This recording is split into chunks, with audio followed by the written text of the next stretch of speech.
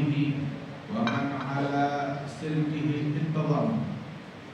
Kita bersyukur kepada Allah Subhanahu wa taala pada pagi hari ini. Allah taala berikan anugerah kepada kita dengan kita hadir di majelis ilmu, majelis yang penuh keberkahan, majelis Imam Al-Arifillah Al-Habib Ali bin Abdul Rahman bin Abdullah Al-Habsyi. Mudah-mudahan Allah taala mengangkat derajat beliau. Dan kita semua yang hadir mendapatkan berkah. Para guru-guru kita khusus akhirnya Al-Habib Ali bin Abdul Rahman Al-Habsyi, dan juga segenap para habaib, para asatidzah, para guru-guru, para kiai hadirin dan hadirat, insyaallah mendapatkan anugerah dari Allah Subhanahu wa taala, diberikan kepada kita sekalian kelezatan, kenikmatan di dalam ibadat kepada Allah taala. Di dalam kitab Nasihat Diniyah dibahas hal yang berkenaan tentang salat. Sayyidina Ibrahim ala nabiyina wa alaihi afdhalus salat wa azkas at-taslim. Nabi Ibrahim di usia sepuhnya, beliau bilang alhamdulillahilladzi wahaba li 'alal kibari Ismaila wa Ishaq inna rabbi lasami'ud du'a. Bersyukur kepada Allah yang menganugerahkan keturunan kepada beliau, kedua putra beliau Ismail dan Ishaq. Dianugerahkan oleh Allah saat itu Ibrahim dalam usia sepuh 'alal kibar. Lantas apa harapannya Nabi Ibrahim pada anak-anaknya? Beliau bilang doa kepada Allah Ta'ala, Rabbi ja'alni muqimas salah wa min dzurriyyati Rabbana wa taqabbal du'ai.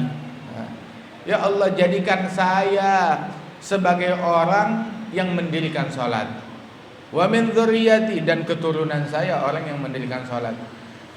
Pikiran dia bukan berpikir pengen punya anak yang miliarder, atau punya anak yang menjadi sultan, yang menjadi raja, menjadi presiden, atau punya anak yang menjadi hartawan yang paling kaya sedunia, atau punya anak menjadi penguasa besar. Enggak. Tapi tahu, harapan yang lebih agung dari itu semua, pengen punya keturunan muqimus shalah, yang mendirikan salat. Kalau kita punya anak, punya keturunan mendirikan salat, maka itu lebih daripada mereka jadi raja, dari penguasa seisi dunia. Penguasa berapa tahun sih paling? 4 tahun, 5 tahun, udah habis. Kadang nggak nyampe segitu juga udah bubar. Ada yang seperti itu. Seandainya mereka jadi penguasa seumur hidupnya, bukan lagi menguasa sepotong, secuil dari dunia, katakan menjadi penguasa dunia seisinya, itu nggak ada apa-apanya dibandingkan dia menjadi orang yang mendirikan sholat. Masya Allah. Makanya Allah Ta'ala berfirman di dalam Al-Quran, Qad aflahal mu'minun alladzina hum fi salatihim khashi'un. Telah sukses, telah beruntung, telah berjaya orang-orang yang beriman. Siapa mereka? Yang salatnya khusyuk. Mereka sukses, mereka berhasil. Maknanya yang gak khusyuk orang gagal. Walaupun jadi penguasa tertinggi di dunia, walaupun punya harta sebanyak-banyaknya, kalau dia gagal sholat, gagal khusyuk, gagal dalam segala hal. Kesuksesan kita tergantung kita sukses gak sholatnya kita. Kalau sholatnya kita sukses, maka berarti kita orang sukses. Kalau sholatnya kita gagal, berarti kita orang gagal. Gal ba'dul ulama, Al-Habib Muhsin bin Ali Segaf, yaqul ba'dul ulama, ma bin nas illa sholatuhum. Apa yang menimpa manusia ya sesuai dengan sholatnya mereka. Kalau sholatnya bagus, insya Allah hidupnya bagus semuanya. Tapi kalau sholatnya berantakan, hidupnya berantakan. Yang tukang nunda-nunda sholat, ya siap-siap ketunda rezekinya, ketunda suksesnya, ketunda hajatnya, ketunda sembuhnya, ketunda solusinya, semuanya serba tertunda. Yang meninggalkan sholat ditinggal oleh Allah Subhanahu wa ta'ala. Namanya juga sholat, menjadi silah bainal abad wa rabbih, penghubung, koneksi antara hamba dengan Allah Subhanahu wa ta'ala. Allah ketika memerintahkan perintah-perintah yang ada dalam agama Islam, Allah Ta'ala kirim malaikat Jibril sampaikan kepada Nabi Muhammad, wahyu dikirim. Kecuali ketika perintah sholat. Kenapa perintah sholat?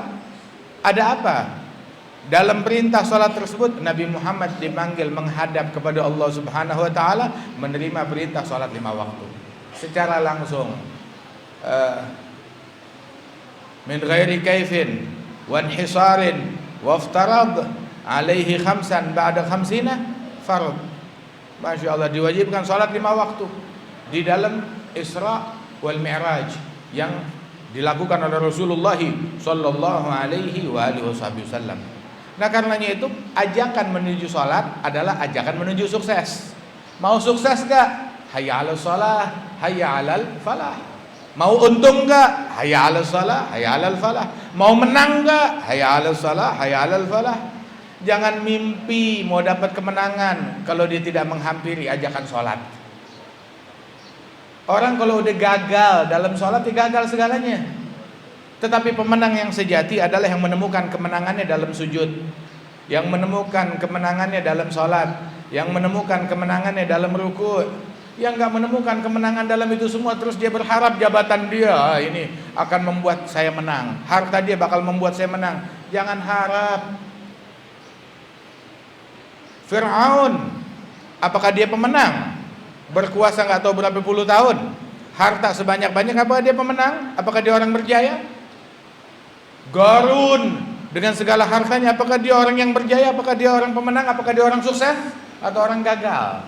Namrud, yang dikatakan Namrud itu menguasai dunia seisinya, menjadi pemimpin sultan. Kekuasaannya bukan sepotong belahan bumi, sebab yang menguasai dunia seisinya itu ada 4 orang, 2 dari muslim, 2 dari kafir. Adapun 2 dari kafir itu adalah Namrud, kemudian juga 2 dari muslim adalah Dzulqarnain wa Sayyidina Sulaiman bin Daud. Adapun 2 dari kafir adalah Namrud dan Bakhtasarsar. Itu 2 dari kafir, 2 dari muslim yang menguasai dunia seisinya. Fir'aun kekuasaannya cuma di mana namanya, cuma di Mesir aja. Akan tetapi kekuasaan mereka enggak membawa manfaat apa-apa daripada orang-orang yang tidak beriman kepada Allah Ta'ala. Mereka orang gagal. Kenapa? Sebab tidak punya hubungan dengan Allah. Muslim yang sholat, walaupun enggak punya harta, walaupun enggak punya rumah, walaupun enggak punya jabatan apa-apa, wallah lebih beruntung daripada penguasa-penguasa lainnya yang enggak sholat kepada Allah Subhanahu wa Ta'ala.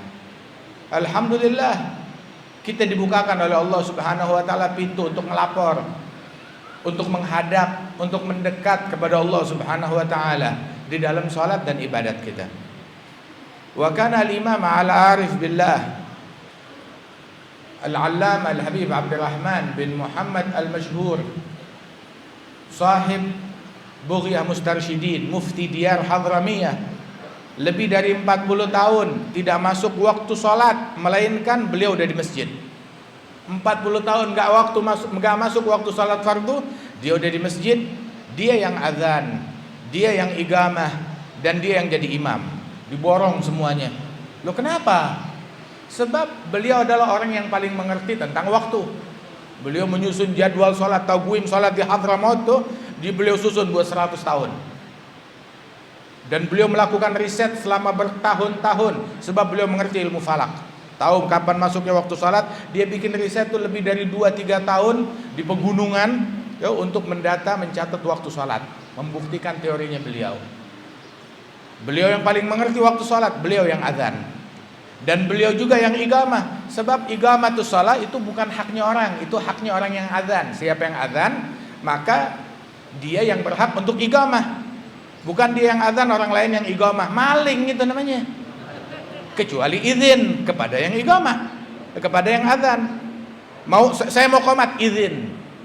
Itu haknya orang yang azan, miliknya orang yang azan. Dia mau nyerobot, izin dulu kepada yang punya, jangan dicolong. Itu pun juga kalau azan, perintahnya perintah waktu, masuk waktu azan. Akan tetapi kalau iqamah, perintahnya perintah imam, tunggu komando dari imam. Imam udah kasih isyarat, suruh baru. Kalau imamnya belum kasih isyarat, atau main nyelonong iqamah aja, lo yang mau jadi imam. Dia mau iqamah, oh ini hak saya yang azan. Iya betul, tetapi tunggu komando perintah dari imam. diatur di dalam syariatnya Rasulullah sallallahu alaihi wasallam. Adapun orang yang menjadi imam adalah agra'uhum lil Qur'an, ay a'lamuhum, yang paling alim, maka dia yang jadi imam. Wa hadzal Imam Abdurrahman al-Masyhur, beliau orang yang paling alim. 40 tahun lebih enggak masuk waktu salat, melainkan dia udah di masjid. Sudah dalam keadaan bersuci dan berwudu. Beliau yang azan, beliau yang iqamah, beliau yang jadi imam. Bahkan lebih dari 35 tahun setiap salat ba'diyah Isya, dalam salat ba'diyah Isya itu 2 rakaat dia salat ba'diyah Isya. Rakaat pertama setelah Fatihah baca Alif Lam Mim Sajdah. Rakaat kedua setelah Fatihah membaca surat Tabarakal Muluk. Tiap malam seperti itu. Dan ini dilakukan oleh para guru-guru kita sampai sekarang. Dari apa yang diajarkan oleh Imam Abdurrahman al-Masyhur. Mereka adalah orang yang terobsesi dengan salat, tergila-gila dengan salat. Nabi Muhammad bilang di dalam hadis, "Ju'ilat qurratu 'aini fi shalah." Dijadikan kelezatan saya, kesukaan saya, hobi saya, kesenangan saya ya di dalam salat itu. Nah, kita hobinya apa? Nabi hobinya dalam salat. Qala Syekhana Al-Habib Zain bin Ibrahim bin Sumaid, "Walidzalik katsir min al-alawiyyin yakun futuhuhum fi shalah irthan li jaddihim al-'azam sallallahu alaihi wasallam." Guru kami Al-Habib Zain bin Sumaid bilang bahwasanya makanya banyak di antara para pembesar wali-wali dari kaum Alawiyyin Ahlul Bait, Allah Ta'ala anugerahkan futuhnya mereka di dalam salat sebagai bentuk warisan dari kakek mereka Nabi besar Muhammad sallallahu alaihi wasallam. Wakana Sayyidina Imam Ali Zainal Abidin Ibn al-Husain bin Ali bin Abi Talib wa ibn Fatimah az-Zahra binti Nabi Muhammad sallallahu alaihi wasallam, cucunya Nabi Muhammad, cucu dari Sayyidatuna Fatimah, yang mana nih sekarang kita mengenang daripada kelahirannya Sayyidatuna Fatimah az-Zahra radhiyallahu anha wa ardhaha. Ada Sayyidina Ali Zainal Abidin kulla laila alf rak'ah musbilan min kulli 'aini dam'atan min ba'di dam'ah. Wa ala hadzal mithal kana Zainal Abidin, tiap malam beliau 1000 rakaat. 1000 rakaat setiap malam. Maknanya 1000 rakaat 2000 sujud yang beliau lakukan tiap malam. Kelezatannya begitu. Dan di antara para sada Alawiyin yang wiridnya pun demikian juga Imam Al-Faqih Al-Muqaddam Muhammad bin Ali Ba'alawi, yang tiap malam salatnya 1000 rakaat. Begitu juga Syekh Abdul Qadir Al-Jailani yang tiap malam 1000 rakaat. Subhanallah, ju'ilat qurratu 'aini fi shalah. Mereka menemukan kelezatan di dalam salat mereka, kenikmatan di dalam salat.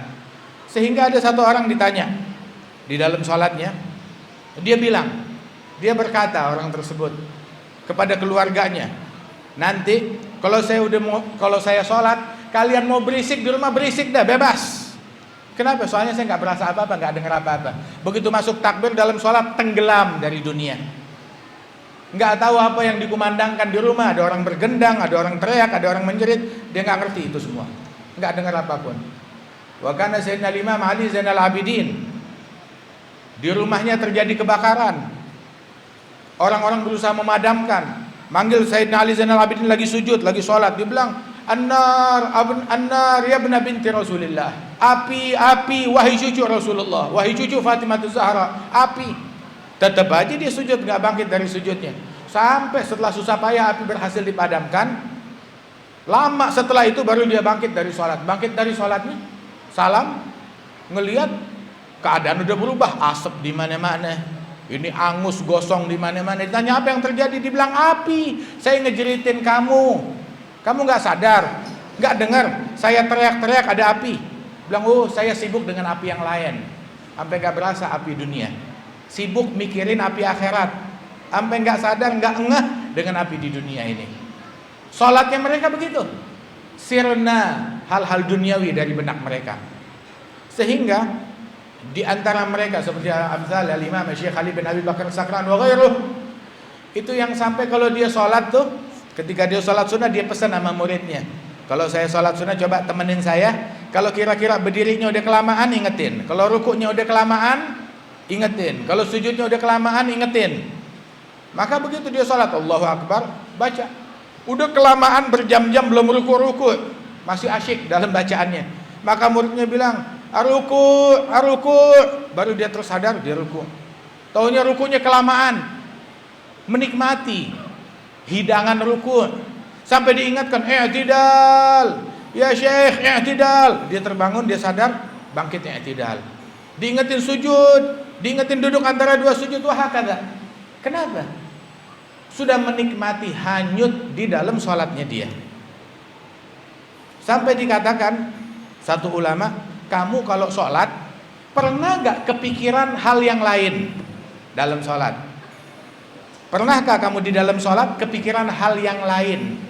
Maka dia balik bertanya, apakah ada hal yang lain yang lebih enak daripada sholat hingga saya pikirkan hal itu di dalam sholat saya? Emang ada yang lebih enak dari sholat hingga saya pikirkan di dalam sholat? Buat mereka yang paling enak ya sholat. Gak ada orang lagi makan makanan enak mikir, oh enaknya makan kotoran kambing nih, enaknya makan kerikil nih. Gak ada.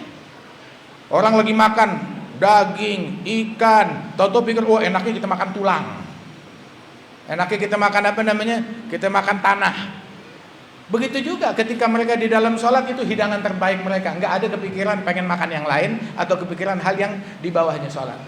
Menemukan kelezatan mereka di dalam sholat tersebut. Makanya dibilang masakin ahli dunia. Al-Habib Ali Al-Habsyi bilang, kesian anak-anak duniawi. Kenapa? Kharaju minha walam yadhuqu aladha syai' minha. Mereka meninggalkan dunia ini sedangkan mereka belum mencicipi hal yang paling lezat dari dunia. Apa yang paling lezat dari dunia? Ma'rifatullah, pengenalan kepada Allah Subhanahu wa taala. Yang mereka temukan di dalam salat, di dalam ibadat mereka menemukan ma'rifah, pengenalan kepada Allah Jalla Jalaluhu ta'ala ta'zamatuh. Walidzalik, orang yang sudah menemukan kelezatan akhirat ini, mereka sampai bilang, laula qiyamul lail wa mujalasatul ikhwan fillah lama ahbabna al-baqa fid dunya.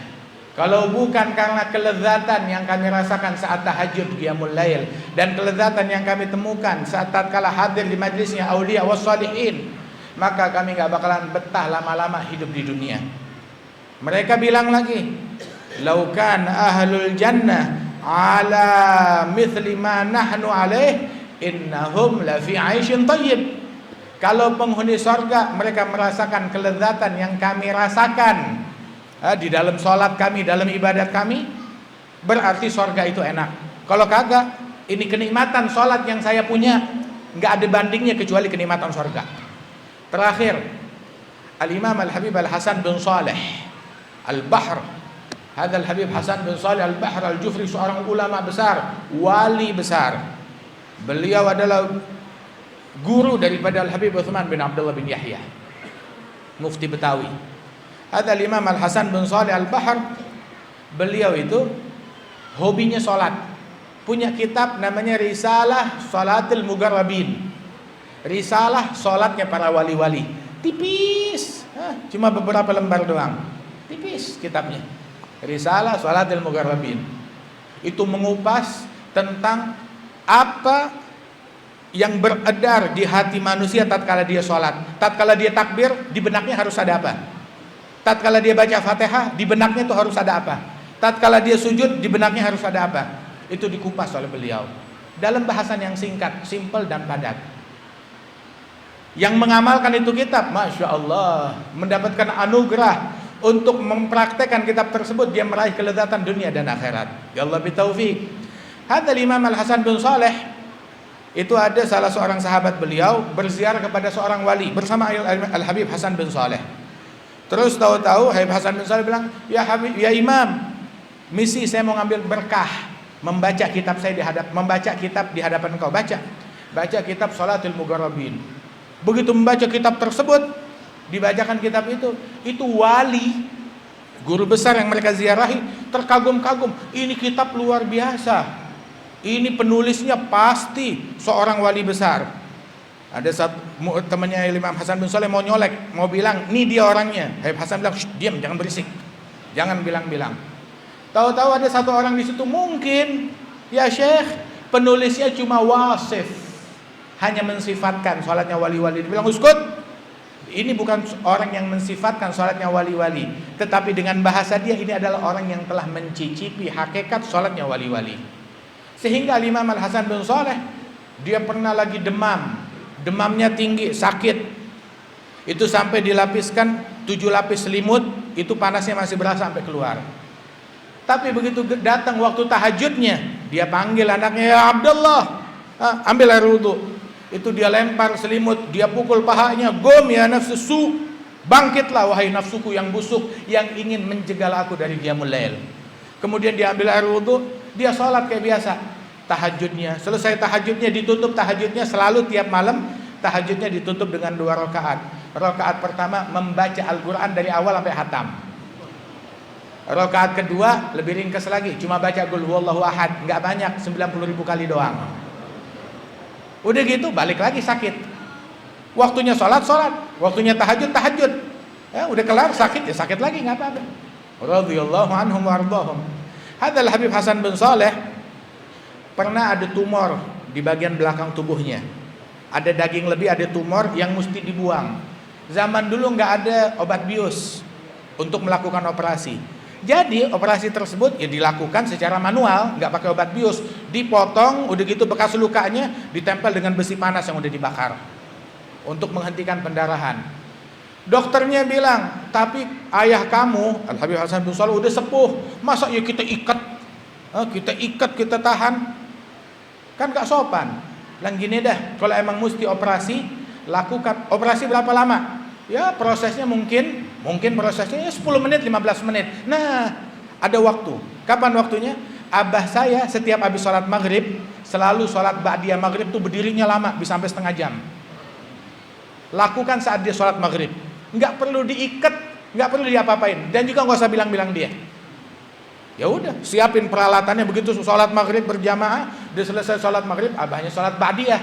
Allahu Akbar. Begitu ba'diyah, langsung dari belakang bajunya disobek nih bagian lukanya, kemudian dilakukan proses operasi, kemudian ditempel dengan besi panas yang udah membara, berhenti pendarahannya, diperban lagi. Wal Habib tetap aja berdiri, asyik, gak sadar apa yang dilakukan di belakangnya. Begitu salam dari sholat, dia panggil anaknya, ya Abdullah, lebih abah, coba lihat kayaknya ada semut di belakang abah. Kayak gatal gitu di belakang, kayak ada semut. Dia bilang, bah, tumornya udah diangkat. Oh kapan? Pas abah sholat tadi. Masya Allah, radhiyallahu anhum wa ardhahum. Ya Rabb, kita pengen mencicipi apa yang mereka cicipi di dalam sholatnya mereka, di dalam zikirnya mereka. Ya mudah-mudahan Allah Ta'ala berikan taufik dan berkah kepada kita sekalian, dan tidak diharamkan daripada zauqus salihin, cita rasa yang dimiliki oleh para aulia was salihin. Allahumma ij'al jam'ana hadza jam'an marhuma, tafarraqana min ba'di tafarruqan ma'suma. لا تجعل فينا ولا منا ولا معنا شقيا ولا محروما يا من وفق على الخير للخير وأعانهم عليه وفقنا للخير وأعنا عليه وصلى الله على سيدنا محمد النبي الأمي وعلى آله وسلم وآخر دعوانا الحمد لله رب العالمين.